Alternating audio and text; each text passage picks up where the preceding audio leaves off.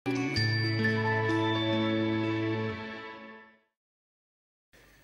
nädalal vahistas Briti politsei 14 terrorismis kahtlustatavat isikut. Uurijate sõnul ei ole vahistamised seotud õige pea Londonis algavate olümpiamängudega. Londonis elav eestlasest terrorismi uurija Karl Toometi sõnul olümpiamängude ajal terrorismi oht kindlasti veidi tõuseb, kuid tema hinnangul on Briti julgeolekuteenistused rünnakute ärahoidmiseks hästi valmistunud. Kuigi olümpia peaks olema rahu ja rahvaste sõpruse üritus, siis juba on juhtunud mitu intsidenti seoses terrorismi ja spordimängudega. Alles eile rääkis Briti meedia, kuidas olümpiapargi ümbrusesse on korduvalt sisenenud arvatav Al-Qaida rühmituse liige, kellel on ametlik keeld staadioni läheduses ringi liikuda.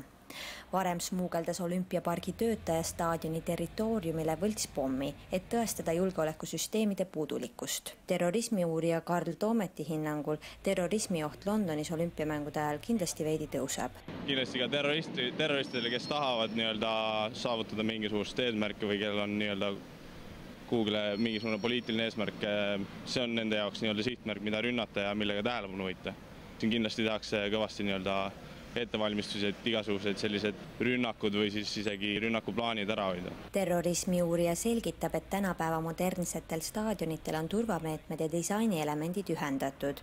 Näiteks uuel Arsenali staadionil on betoonist valatud jalgpalliklubi nimetähed, mis tavainimeste jaoks on ilus dekoratiivelement, kuid tegelikult on need paigaldatud sinna, et spordiväljakut ei saaks rammida pommidega varustatud autod.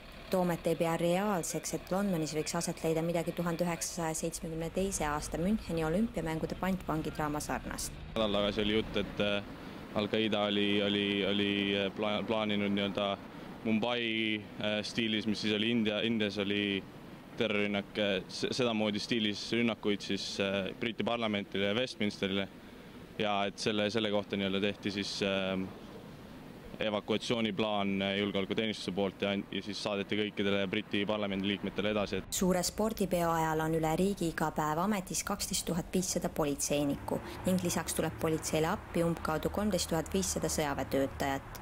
Samuti on Briti kaitseministeerium välja valinud 6 kortermajade kompleksi, kuhu katustele plaanitakse panna raketisüsteem. Siia peastaadionist üle tee asuva Lexingtoni elumaja katusele plaanitakse olümpiaajaks püsti panna üks ajutistest sõjaväeõhutõrjesüsteemidest. I don't really think it's going to do anything given that any history of terrorism at an Olympic event has been on the ground paramilitaries. It hasn't been anything that a missile is going to take down.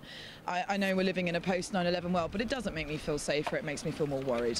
Londoni olümpiamängude julgeolekule kulutatakse ligi miljard naela ehk umbes 1,26 miljardit eurot.